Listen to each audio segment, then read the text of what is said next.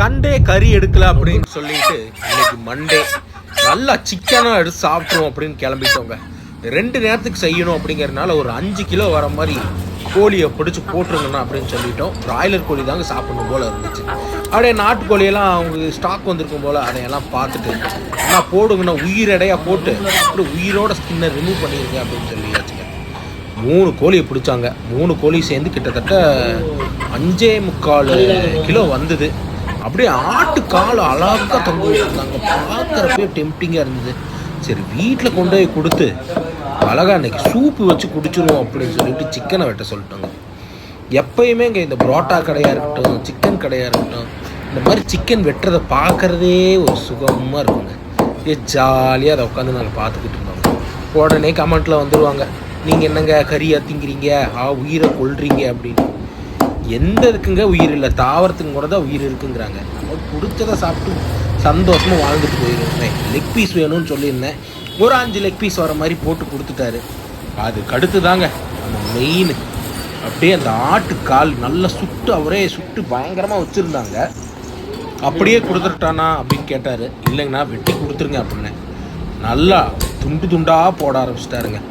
Chicken வெட்டுறதை விட இந்த கால் வெட்டுறதை பார்க்குறப்பையும் ரொம்ப நல்லா இருக்குங்க.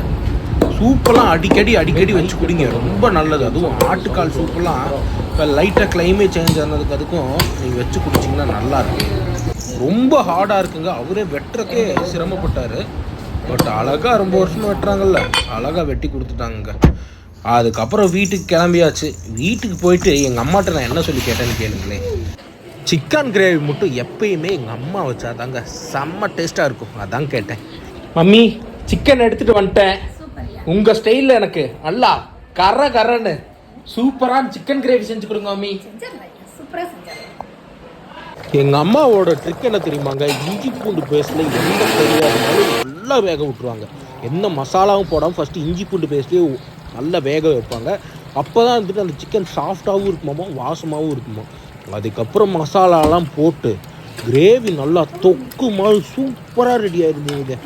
பார்க்குறப்பே அவ்வளோ டெம்டிங்காக இருந்தது. அதுலேயும் இந்த வரமிளகா வேறு, இப்போ நாங்கள் வாங்கின வரமிளகா ஒரு நல்ல வரமிளகாங்க, நல்ல காரசாரமாக இப்படி பெப்பர்லாம் தூக்கலாக போட்டு சூப்பராக இருந்ததுங்க. அடுத்து இருந்துட்டு பார்த்திங்கன்னா பாசி பயிறு எங்களுக்கு ரொம்ப பிடிக்கும். அதுக்கப்புறம் ரசம் எல்லாம் வச்சுருந்தாங்க.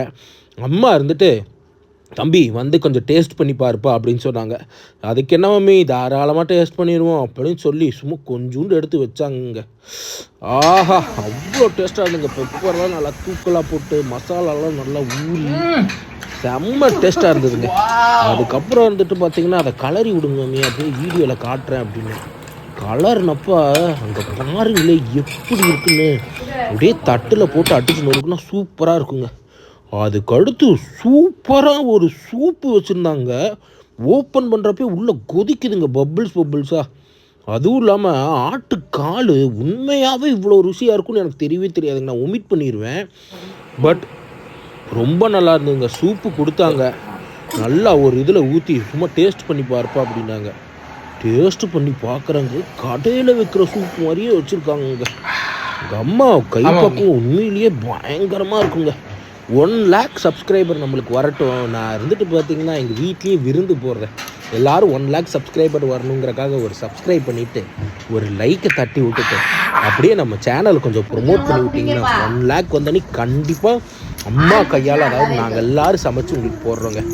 அதுக்கடுத்து அந்த ஆட்டு கால் டேஸ்ட் பண்ணி பார்த்தேன் பாருங்க. அப்பா அவ்வளோ ருசிங்க. உண்மையாகவே அது எப்படி சொல்கிறதுன்னு தெரியலங்க. அது ஒரு மாதிரி கரடு முரடாக இருந்தது, ஆனால் டேஸ்ட்டாக இருந்தது. அந்த கடையில் நல்லா க்ளீன் பண்ணியிருக்காங்க. அதனால தான் இது வந்துட்டு எந்த ஒரு முடியோ எதுவுமே இல்லாமல் நல்லா இருந்தது. இன்றைக்கி பாருங்கள், நானும் அந்த எலும்பு சண்டை போட்டுக்கிட்டுருக்கோம். அடிச்சு இங்கிட்டு வாடா அங்கிட்டு வாடா, அந்த சதை இந்த பக்கம் இல்லைடான்னு பல்லுக்கும் வாய்க்கும் அந்த எலும்புக்கும் சக்க சண்டைங்க. ஆனால் செம்ம டேஸ்ட்டாக இருந்துச்சுங்க. நல்லா வெந்து அதை சாப்பிட்றப்பயே செம்மையாக இருந்தது. நான் இதெல்லாம் அதிகமாக சாப்பிட மாட்டேன். எங்கள் அம்மா தான் மட்டனு சாப்பிட வச்சு பழக்குனாங்க. உங்களில் எத்தனை பேருக்கு வந்துட்டு மட்டனு இந்த மாதிரி காலெல்லாம் ரொம்ப பிடிக்கும். ரொம்ப நல்லா இருந்ததுங்க. நல்லா ரசித்து ருசித்து அடித்து நிமித்தி பட்டையை கிளப்பிட்டு இருந்தாங்க. அழகாக இருந்துச்சுங்க. அதுக்குள்ளே இருந்துட்டு பார்த்தீங்கன்னா இந்த கோரியாண்டர்லாம் போட்டிருந்தாங்க. ஐயோ எங்கள் அம்மா கை பக்குவோம் நக்குவோங்க பாருங்க, அந்த மாதிரி கையெல்லாம் சூப்பிக்கிட்டு இருக்கேன் பாருங்க. அப்புறம் சாப்பாடெலாம் விசில் வந்துருச்சுங்க. அப்புறம் ஒரு சிக்கன் பீஸு இருந்துட்டு எடுத்து சாப்பிட்டு பார்ப்போம் அப்படின்னு சொல்லிட்டு அப்படி நல்லா சூடாக உள்ளேருந்து எடுத்து டேஸ்ட்டு பார்க்குறேன்னு வாயில் போட்டோம் பாருங்க.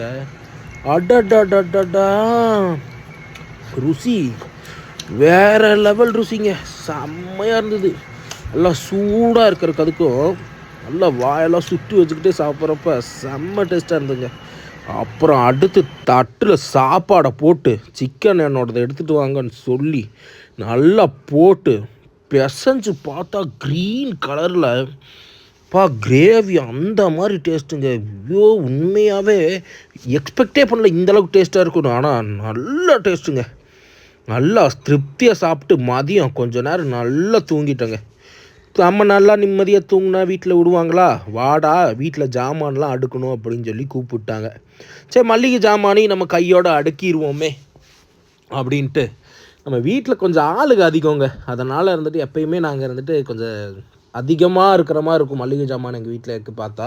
ஆனால் கிட்டத்தட்ட 7-8 பேர் இருக்கோம்ல, அதனால் இருந்துட்டு பார்த்திங்கன்னா எல்லா ஜாமானும் வாங்கிட்டு வந்து அதை கொட்டுறப்போ ஒன்று மட்டும் டம்முன்னு உடஞ்சிருச்சு.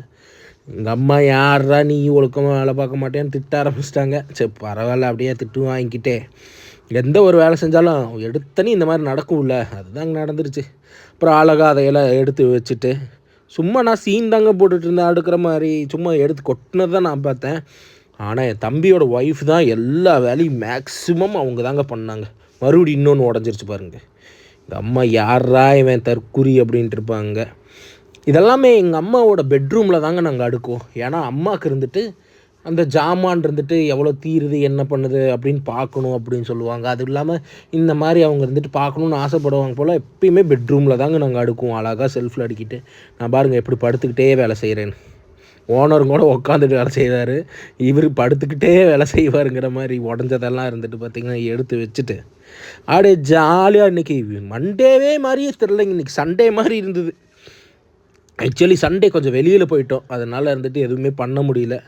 சரி இனிமேல் கொஞ்சம் லாங் வீடியோ போடலாம் அப்படின்ட்டு இருக்கேங்க. கொஞ்சம் சப்போர்ட் உங்களோட சப்போர்ட்டை கொடுத்து லைக்கை பண்ணி சப்ஸ்கிரைப் பண்ணி விடுங்க. இதில் பாருங்கள் சூப்பர் ஃபேஜிலஸ்டிக் யோசி கிக்கி அந்த வேர்டு ஆக்சுவலி என்னென்னா சூப்பர் கேலிஃபேஜிலஸ்டிக் எக்ஸ்பியாலடோசிஸ் அப்படின்னு சொல்லிட்டு ஃபேண்டாஸ்டிக் சூப்பர் அப்படிங்கிறதுக்காக ஒரு பெரிய வார்த்தையாங்க இங்கிலீஷ்லேயே. அதெல்லாம் நல்லா ஜாலியாக சொல்லி பார்த்துட்டு எல்லாத்தையும் அடுக்கி வச்சுட்டு அதை பார்க்குறப்போ ஒரு மனநிறைவாக சந்தோஷமாக இருந்துச்சுங்க. ஒரு கடைசியாக ஒரு கிளிப் எடுத்து வச்சுருக்கேன். அது எதுக்காக எடுத்து வச்சுருக்கேன் தெரியுமாங்க? உங்களுக்கெல்லாம் பாய் சொல்கிறதுக்கு தாங்க. அது எங்கள் ஸ்டைலில் எப்படி படுத்துக்கிட்டே சொல்கிறேன்னு பாருங்களேன். காலையிலே இந்த வீடியோ வரும்டா அஜித். ஓகேங்க பாய்.